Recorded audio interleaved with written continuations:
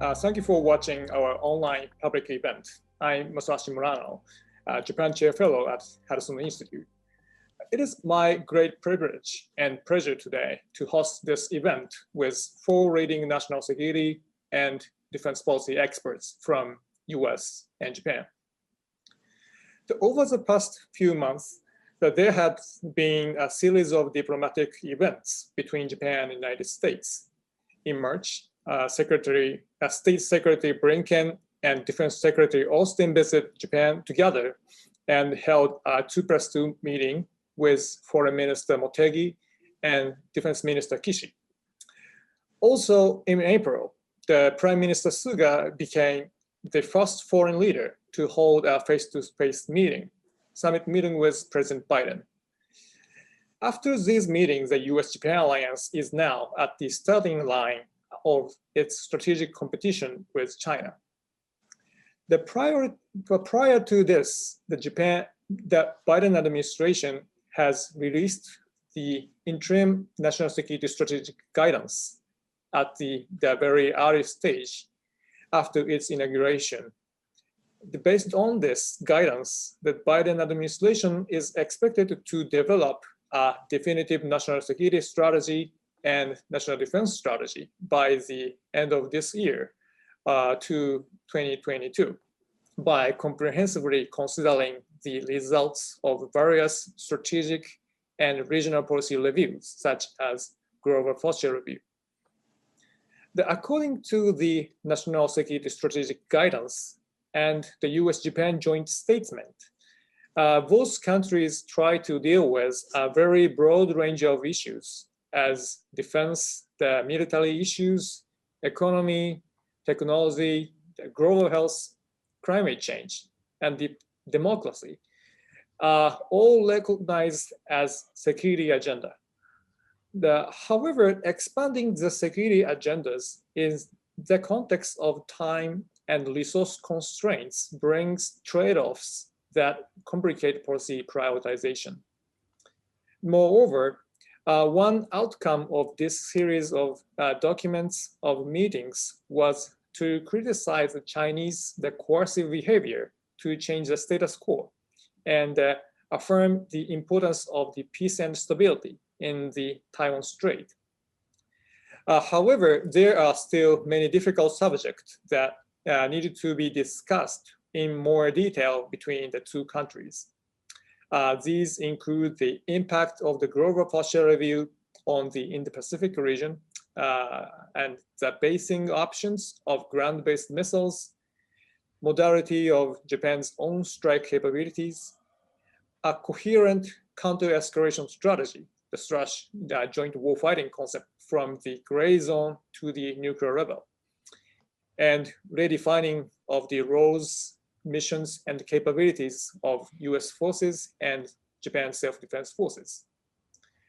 To deal with these complex challenges, the United States and Japan must first to do the 2 things.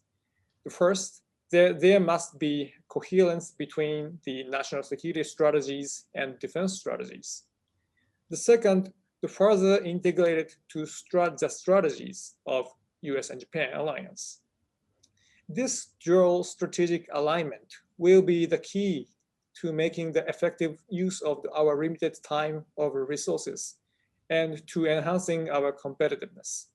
So in this online public event, the policy experts who has been deeply involved in the development of the national security and defense strategies of both countries will discuss the challenges and new ideas for further deepening the strategic collaboration of the US-Japan alliance in the era of the strategic competition. So now I will introduce today's panelists. The first is Dr. Nadia Schadlow. Dr. Schadlow is a senior fellow at the Hudson Institute. Before joining the Hudson, she was the Deputy National Security Advisor for Strategy. In this role, she served as the lead officials of the 2017 version National Security Strategy with General H.R. McMaster. Next will be Mr. Elbridge Colby. Mr. Colby is a co-founder and the principal of the Marathon Institute. Before that, he served as the Deputy Assistant Secretary of Defense for Strategy and Force Development. And in this position, he led the development of the 2018 version National Defense Strategy, but also served as the primary DoD representative in the development of the 2017 version National Security Strategy.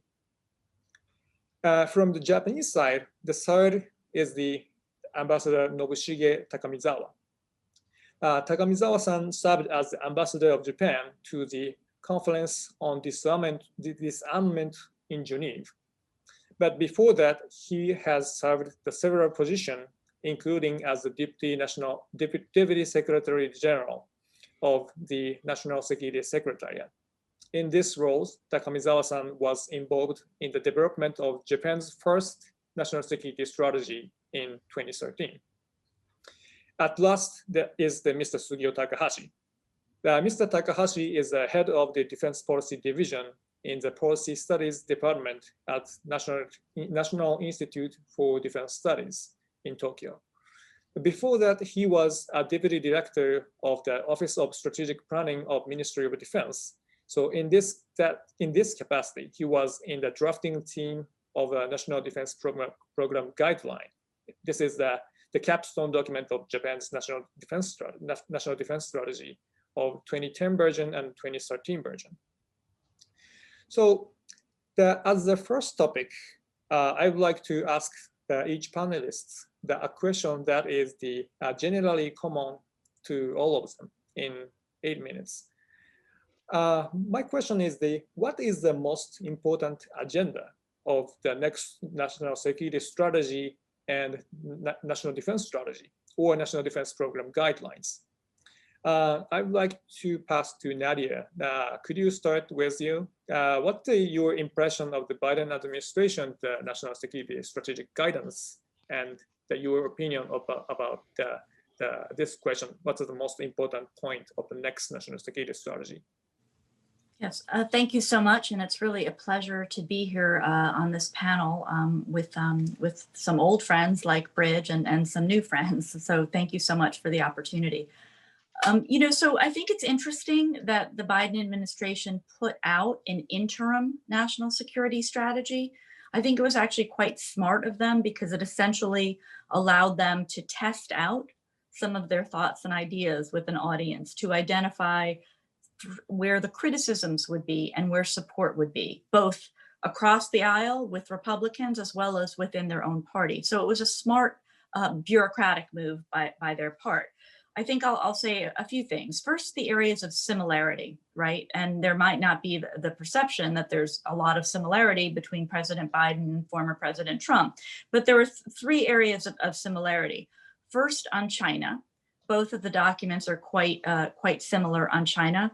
The Biden administration called China a competitor capable of combining its economic, diplomatic, military, and technological power to mount a sustained challenge to the United States. And that could have probably been taken from the 2017 NSS that Bridge and I worked on. Second, on trade issues, actually, there's a lot of similarity as well.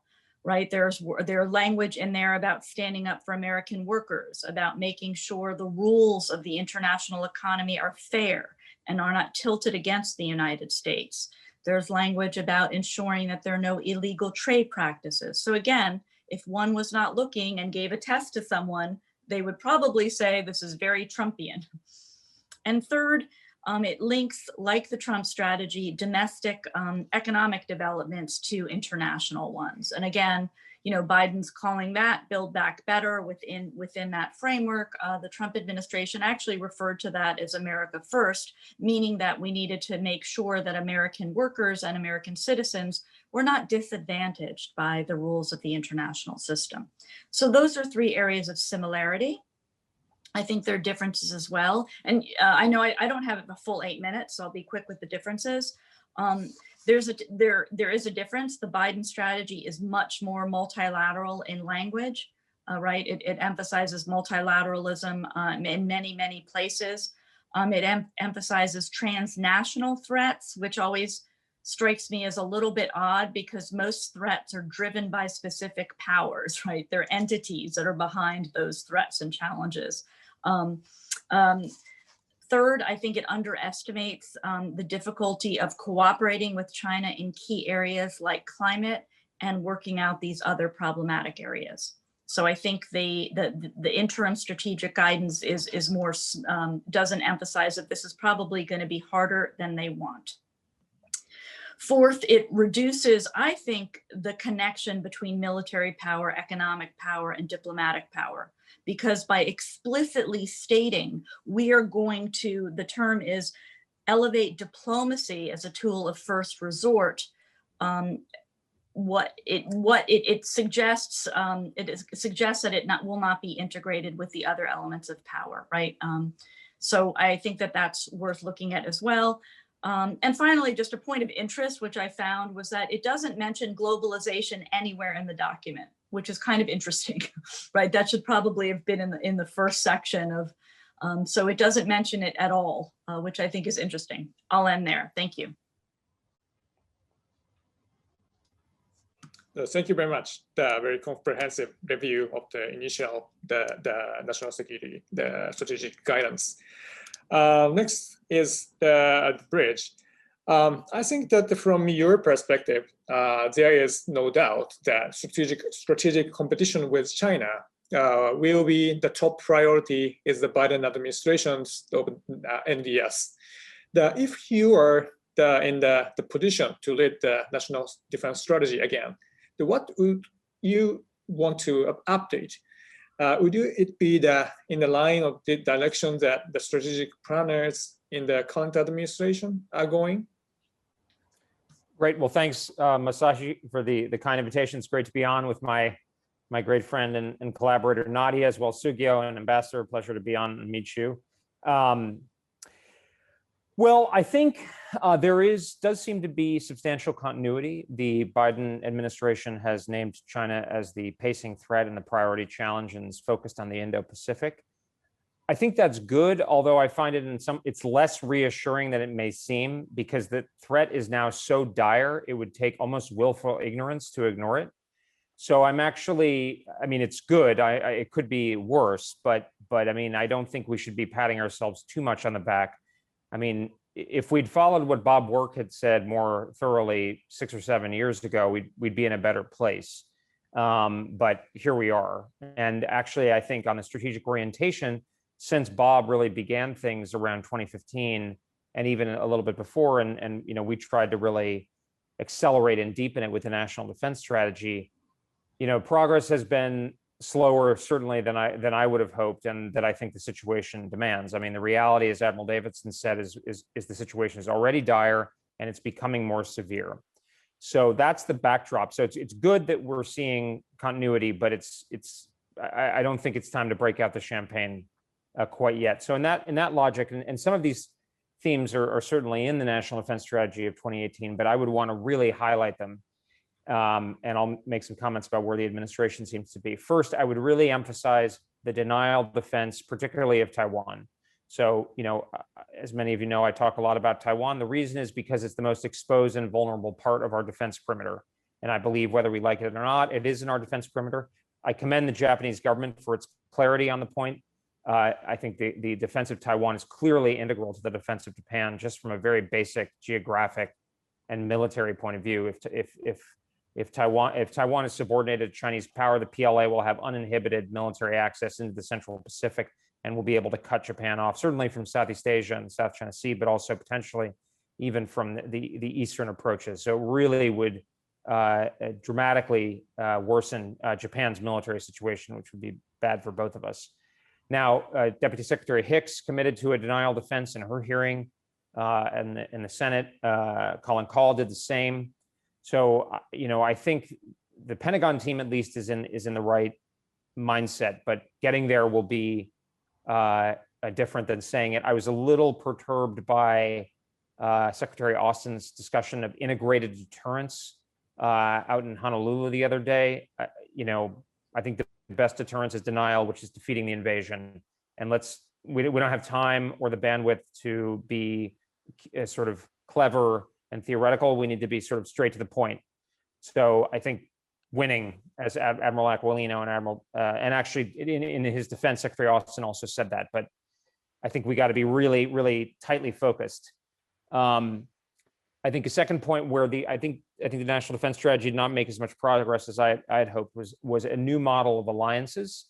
It's a bit different, I think, than what the Biden administration is saying, although they may end up there. And I think it's actually to Nadia's point, which is, the real, we've gone back and forth on allies. The current president is very laudatory. There's sort of a restorationist aspect. The former president was very, very tough on them, and in a different way, President Obama was quite tough on them.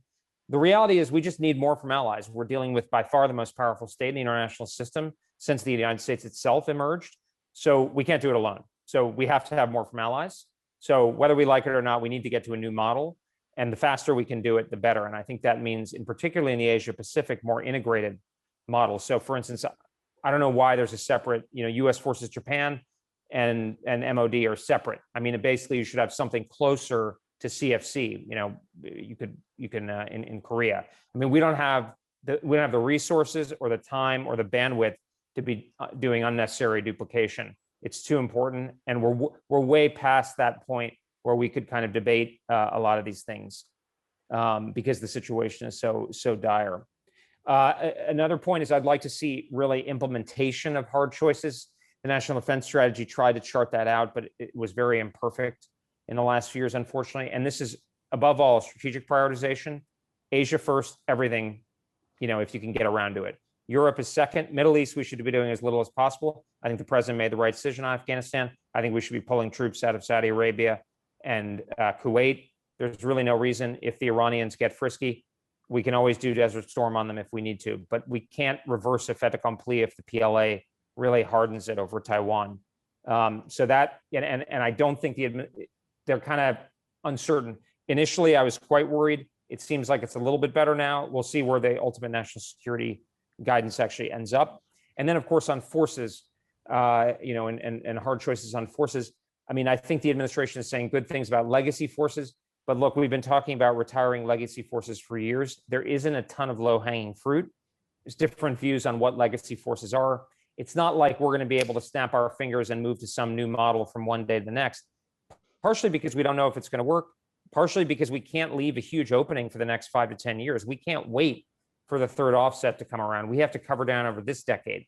So I'm all for retiring, stuff that doesn't make sense anymore. Some of the old stuff does make sense. The B-52, it's pretty efficient. It's got new engines, new, wiring, et cetera. It can launch a lot of missiles and bombs. So that we're going to probably keep around. But I think that's an important point. And then I'd like to see sufficient funding. I'm not theological on a defense top line, but I mean, I step back and I look at the world and I say, well, we're dealing with the PRC, which has increased defense spending 6 to 10% for the last 40 years, 30 to 40 years, 30 years, I guess. I mean, we got to have enough money, and we've been wasting a lot of it in the Middle East and on forces we don't need. So I think that's an important thing. I have some maybe comments on the state of the U.S. Japan relationship, which I think is more problematic than I think a lot of the coverage suggests, but I'll save that for later. Thank you very much, Elbridge. There are many points I agree with you. I'd like to dig deeper later. So next, I'd like to hear how Japanese side views of these topics. Takamizawa-san, it has been almost 7 years since Japan's national security strategy was formulated. When should the Japanese government review its national security strategy or next national security strategy? And what should it focus on the update that strategy then? And what was the implication, if any, of the Biden administration interim national security strategic guidance for Japan's strategy? Thank you, Murano-san, for inviting me, and thank you for panelists to talk about the kind of nexus among the strategies. Let me first talk about the significance of the guidance. And it's really good news that to see the kind of continuity of the policies toward Asia. in particular China. And I have seen a lot of commonalities between the 2017 National Security Strategy and the strategic guidance. And that's a kind of relief for the Asian countries to work with the US. And I think that there are 3 points that I have found. That the first is the emphasis on US leadership. That is really important. And also to respect the international order supported by democracies, which is also a vulnerability to the information warfare era. And also, the US is highlighting the importance of the working from position of confidence and strength, and that's important. But from a Japanese perspective, Japan has to work from the reality and confidence. So I think that's the kind of difference we are living in.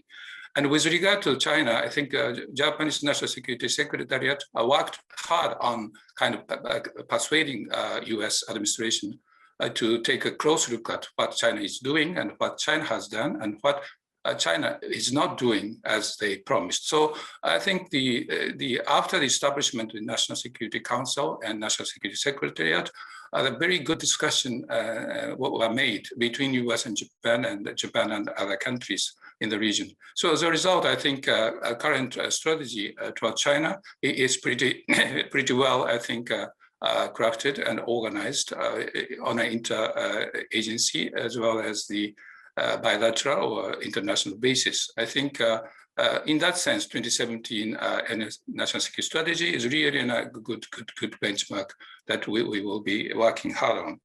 And also, I think at this timing, US articulated their intention to continue to the policy toward China, although the styles will be very different, but the emphasis will be the same. But what is really different from the Trump administration is that the emphasis on multilateralism. So I think that's a positive thing. And Japan conducted 2018 policy review on the national security strategy, and assessment was made. And within the assessment, there are two very important points. First is the change of speed, accelerated speed of the balance of power and so forth. But second point is the US, a kind of uncertainty of US. I don't agree with this, but at least the multilateralism is concerned, and also Chinese campaign is concerned. Trump administration's approach to US first can be a kind of a good excuse for China to criticize US. And so 2018 assessment, I think, have some concerns about the future of US.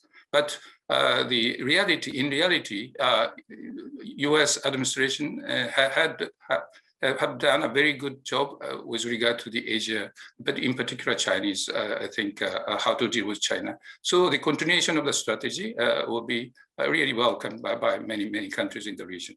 But there are, I think, challenges that are ahead. And if I may, there are 5 points that I like to highlight. The first is the how to strengthen and streamline force structure.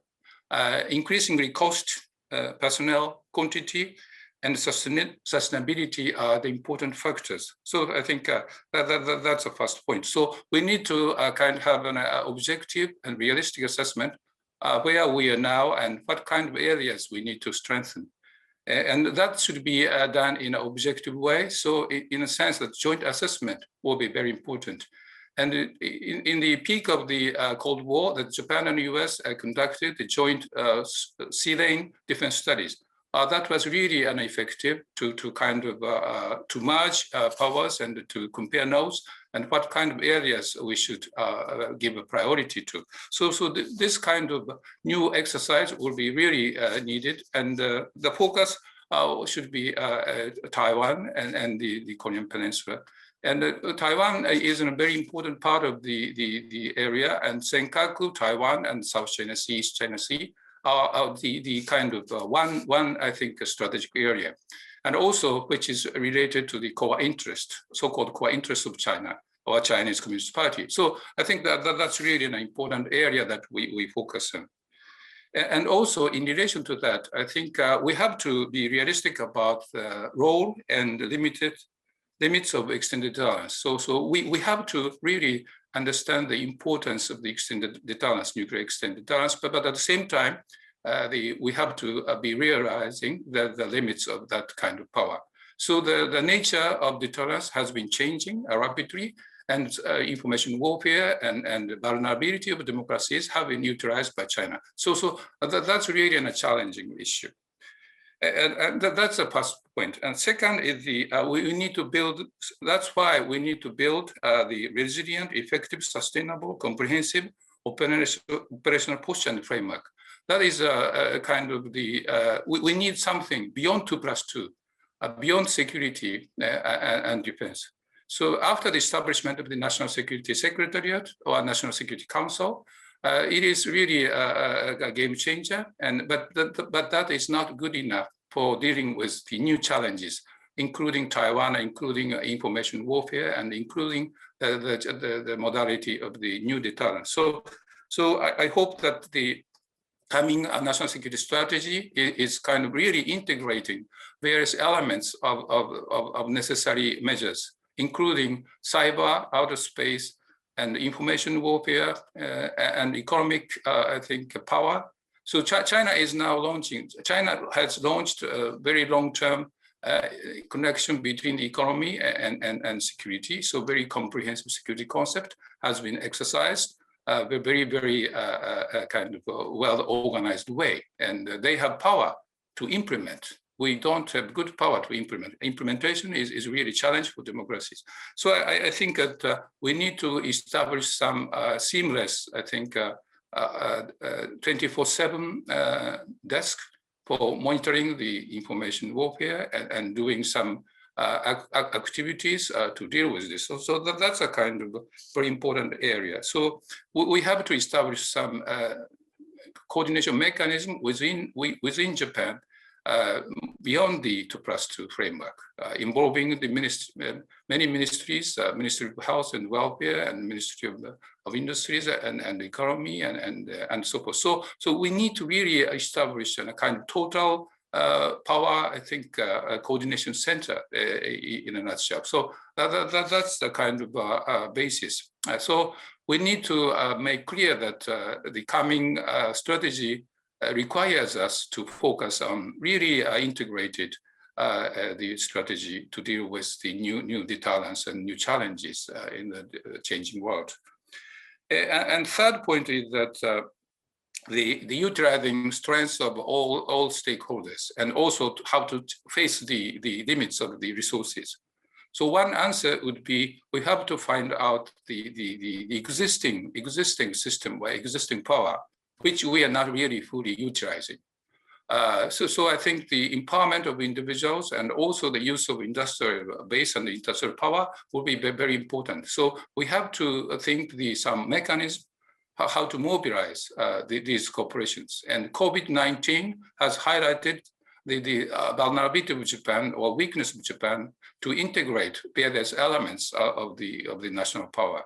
So how to kind of build a good relationship between the central government and local government, and also how to deal with the importance of security and the freedom of expression, or kind of human rights and so forth. So Japan is not really good at kind of harmonizing the system and the implementation. So many people are too much concerned about the privacy and so forth. So this is really challenging, which is related to cybersecurity and other elements of the new emerging issues. We tend to just look back, not to facing squarely the emerging things. So that's the kind of weakness of our strategy. So these are the elements that we have to tackle. And also, I think the international economic system is important. So we have to work with the US and Europe to maintain the robust international free and open economic international system. So I think there are so many things, but these are the areas that I hope that current administration will focus on. But one real challenge is that we are facing the general election in 2021, and the 2022 we have an upper house election. So for the past, we have enjoyed a kind of political stability, but I have not been convinced of the stability for the future. So important thing is that to articulate the policy agenda, including national security strategy, this should be kind of reviewed, and this should be discussed and formulated for the coming year. So I hope that political leaders will be quite I think, articulating the intention that what should be done. So raising awareness and having sense of urgency will be really an important area that we work on. So I'll stop there. Thank you. Thank you very much, and also to Takamizawa. It's a very comprehensive the point and recommendations. Takahashi-san, thank you for waiting. I'd like to ask about this more specifically focus on the defense strategy. The joint statement of the recent 2+2 meeting and the summit meetings, the emphasizes of the importance of the Japan's own efforts. In formulating the next national defense program guidelines, what should Japan focus on the most in terms of the defense capabilities? At first, I want to say thanks to arrange this meeting, and very nice to see my former boss and my old friend and my new friends. And about the topic, how to say, I think we have.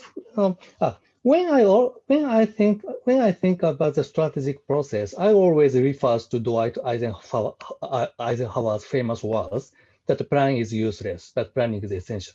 So this is always true. And so how to say, for restarting Japanese defense strategic review process, that well always can be applied as well.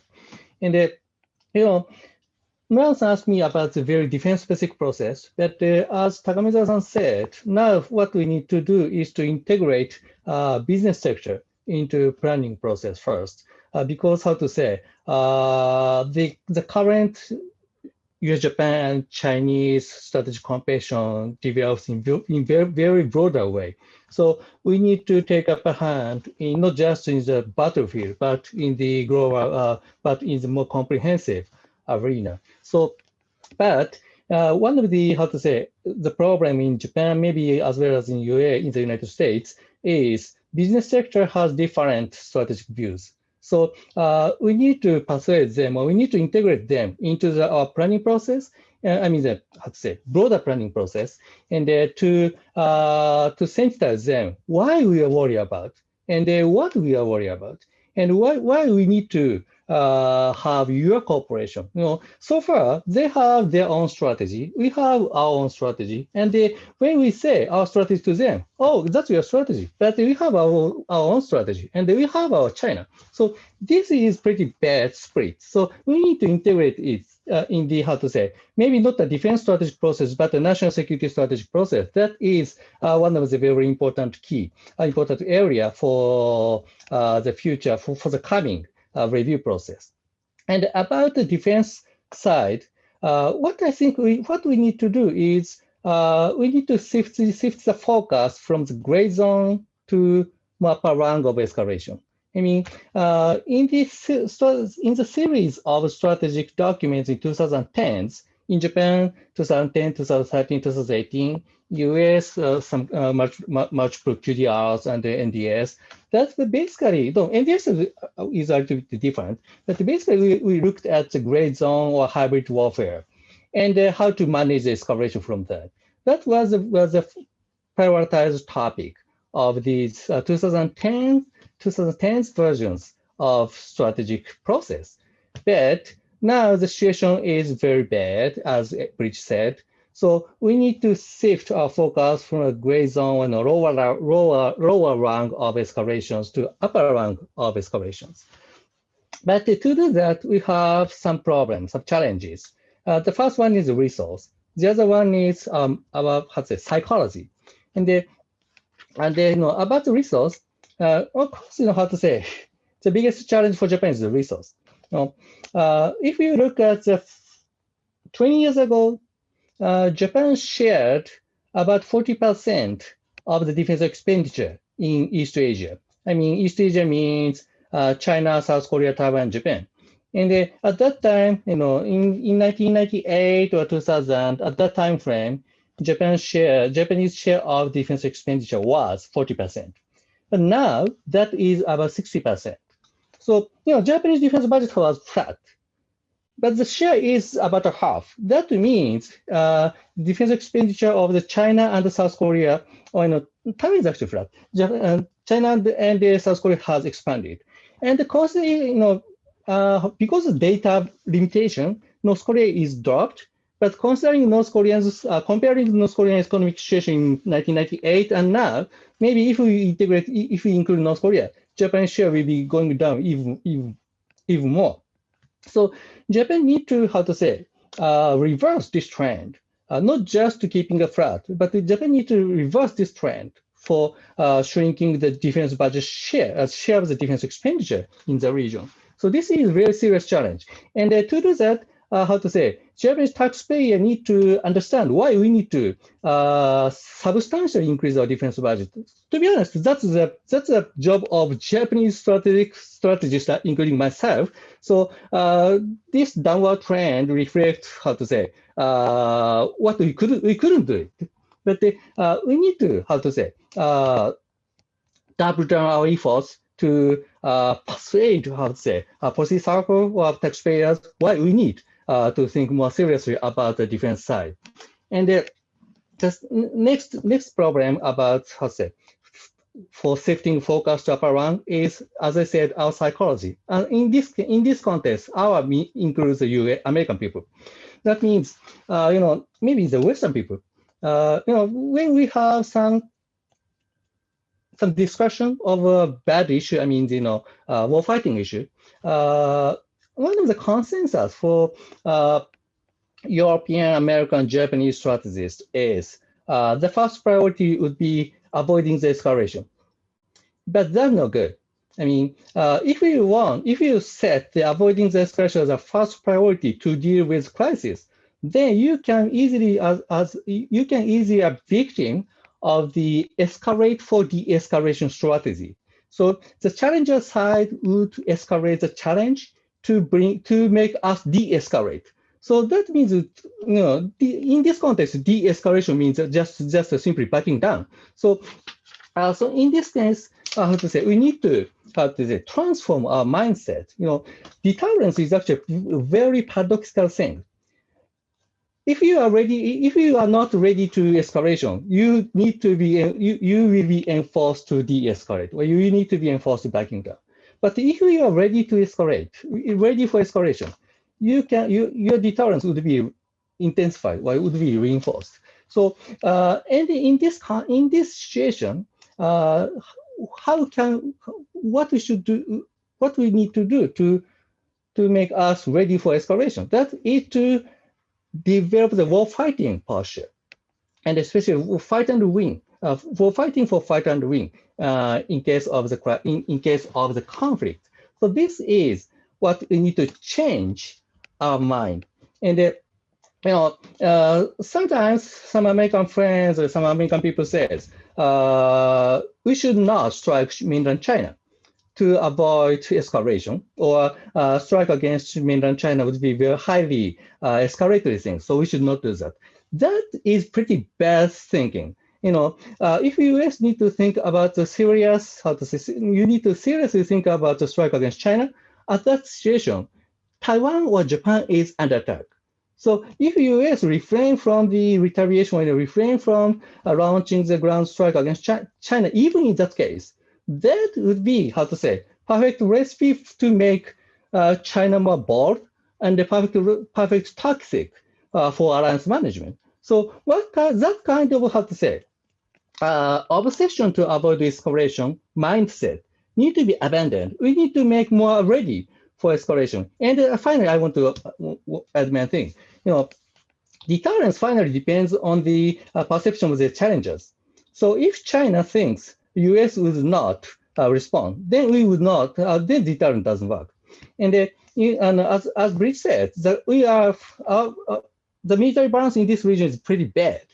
And China may have some possibility to perceive that situation, the current situation, as, now we can win in quick and decisive war. Of course, I don't think U.S. will not be surrendered after the quick and decisive war. I think U.S. would mobilize globally, and to fight in the lengthy war. And if that happens, then U.S. would win. But the quick and decisive war is very hard to say. Unclear whether China would how China think about that.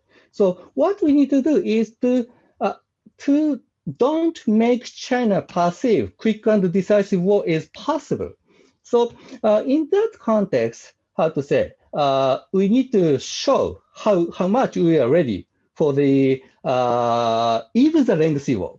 So this is a paradox of deterrence. That is very unpopular for the democratic society, but without that kind of efforts, we may have some worst case scenario. Finally, in history, US has bad track record in this context.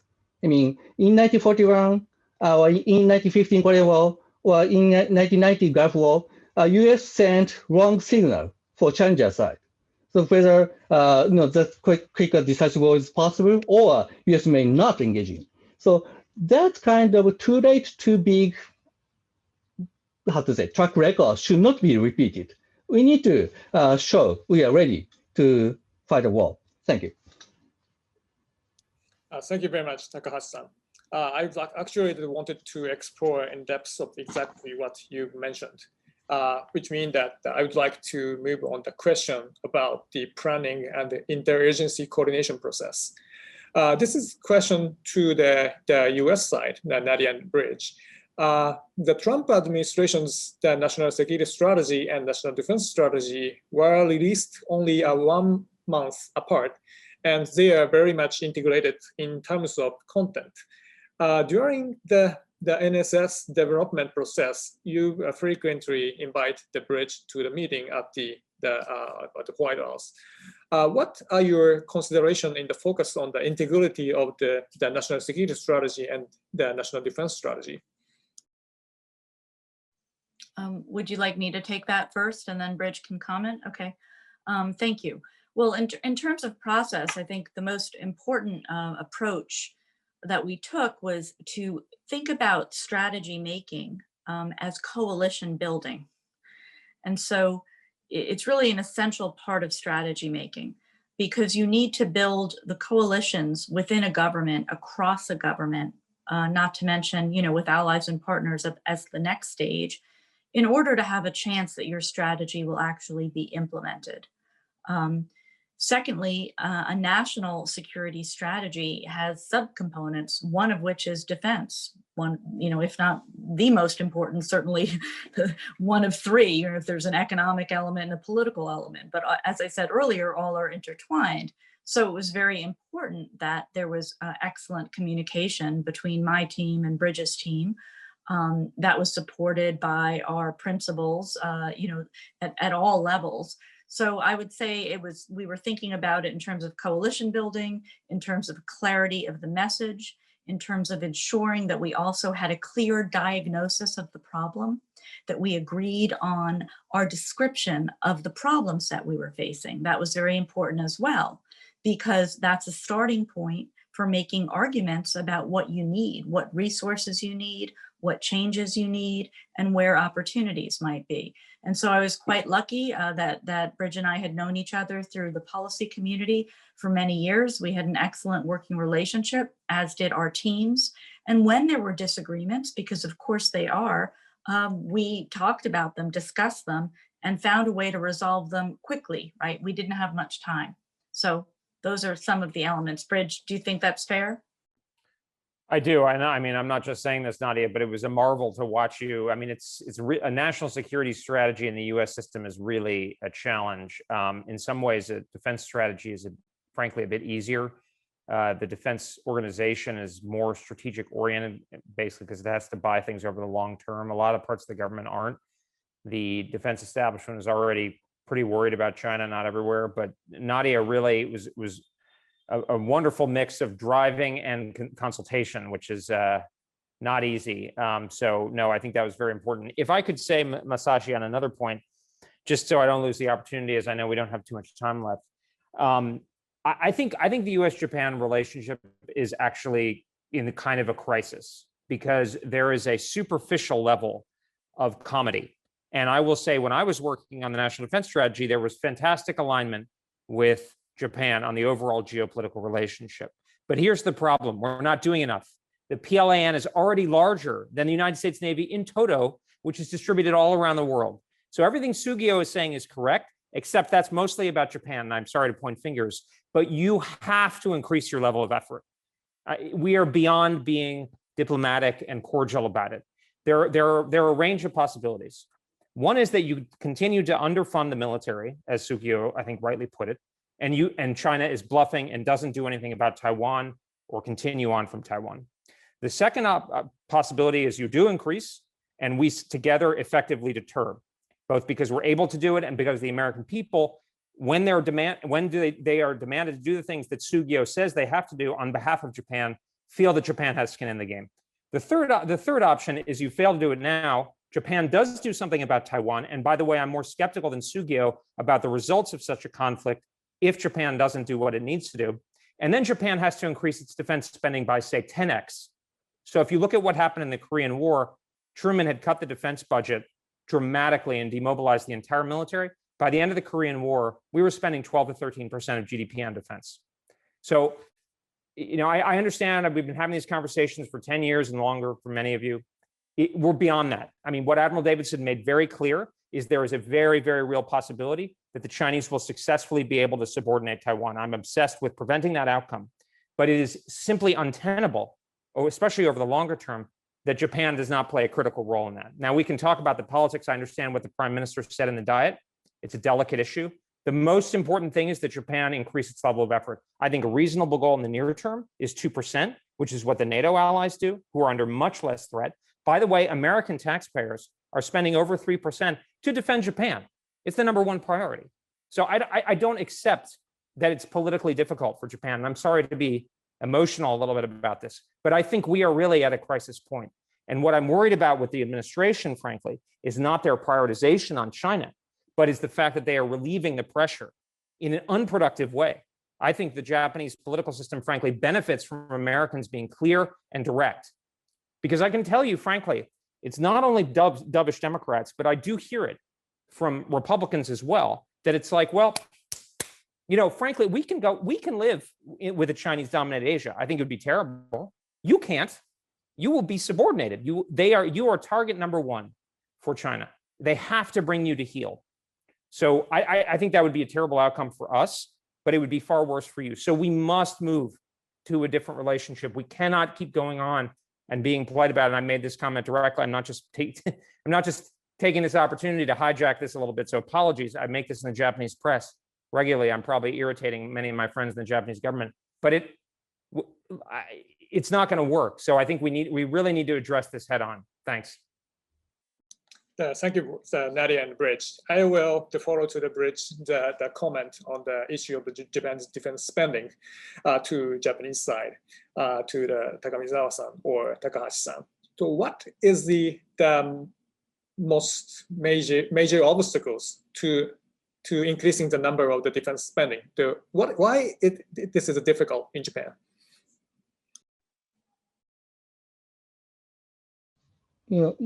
I think how to say there's some multiple ways of explanation. One way is rhetorical way, that is, as the Bridge said, that is politically difficult. That under the Japanese financial situation, that's politically impossible. That actually I don't buy that argument because compared to 10 years ago, Japanese defense expenditure increased about 10%.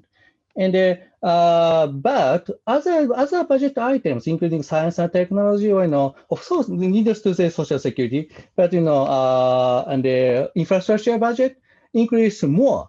So that means how to say we could not persuade why we need to increase the defense budget. So what Bridge said was 100% correct, I agree. And that is partially our failure, our means, Japanese defense experts' failure, why we need to do that. So, and now Japanese national defense budget, no, Japanese total budget is about 100 trillion yen. And the Japanese defense budget is 5 trillion yen. So why we cannot increase our national budget from 100 trillion yen to 101 trillion yen or 102 trillion yen? That's not the problem of the budget sustainability, but the problem of strategic theory or some of the political bargaining power of the defense committee side.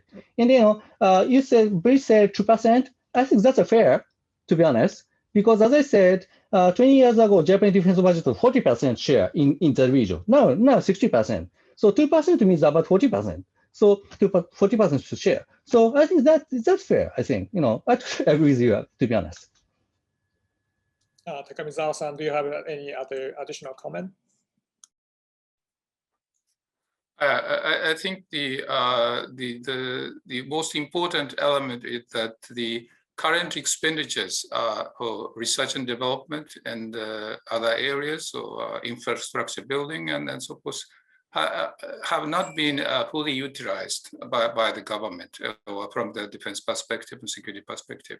That's a kind of really very strong silos within the government. So if I take a look at the funding and spending of the project, that the very superficial nominal, I think, funding is quite, I think, popular in every place. So implementing the budget and the wide spending hasn't been, I think, thoroughly examined by the Diet as well as the public. So Japanese government has been kind of accustomed to spending very poorly and very kind of unwise spending has been quite prevalent and not kind of criticized and corrected and further streamlined. So I think we have a lot of spending and we haven't been fully utilizing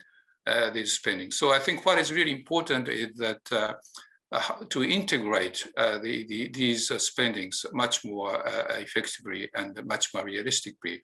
And the establishment of the digital agency is to some extent related to the kind of software issues and system building. And for example, just $1 million, I think, dollar can kind of fully support the system building.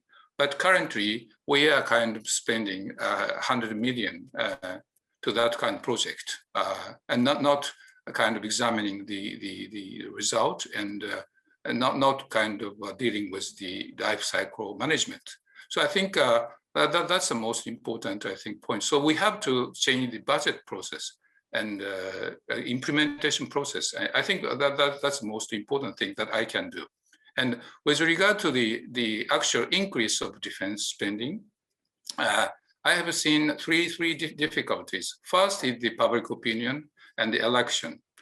I think, but we tend to say, oh, it can't be helped, but at least just 1% or 2% increase will be okay or not. But we are not really good at kind of highlighting why this is necessary, what has been the changes and so forth. I think that is a kind of failure of the experts in some sense. And second element is that the related to the constitution and kind of as a purely defensive oriented self-defense policy and so forth. So this is kind of related to the development of the new systems or technologies.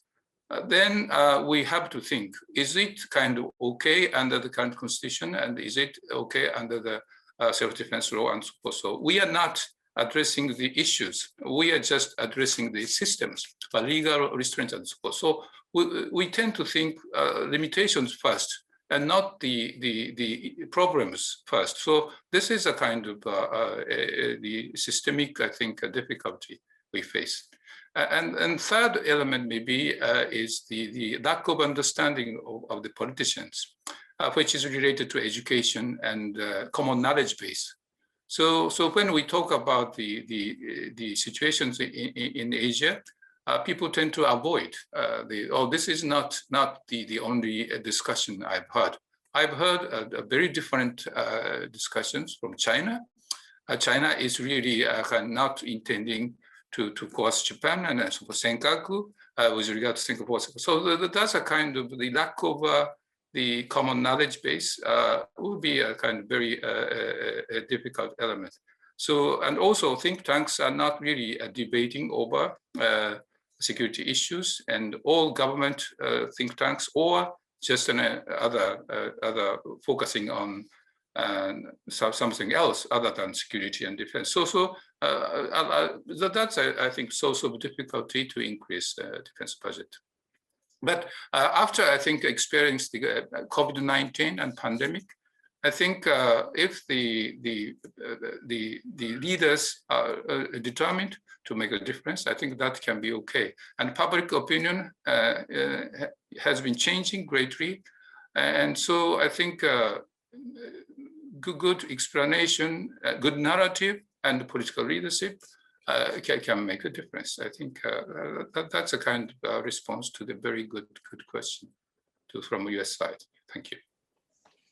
Thank you very much. Bridge, do you have any two-finger comment?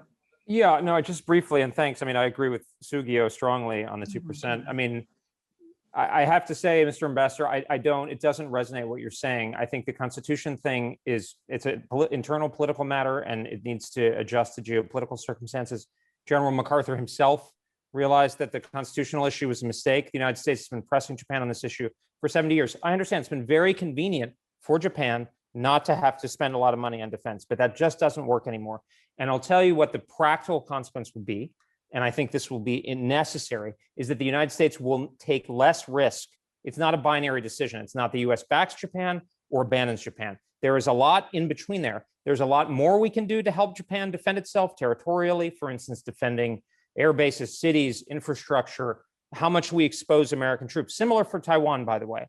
If you are not willing to do those things, it's not going to make sense for the Americans to put our necks out. It doesn't mean we're going to abandon you, but it will not be a good place to be. Issues like the Senkakus will become more pointed, because why are we exposing ourselves at such risk when Japan is dragging its feet and coming up with these excuses, candidly, that obviously are movable? We know it's a political movement and you can define the Constitution. By the way, I'm not even talking about collective defense. There's no prohibition on increasing defense levels in the Constitution. The Ministry of Defense itself asked for an 8% increase, and the Diet only gave 1%.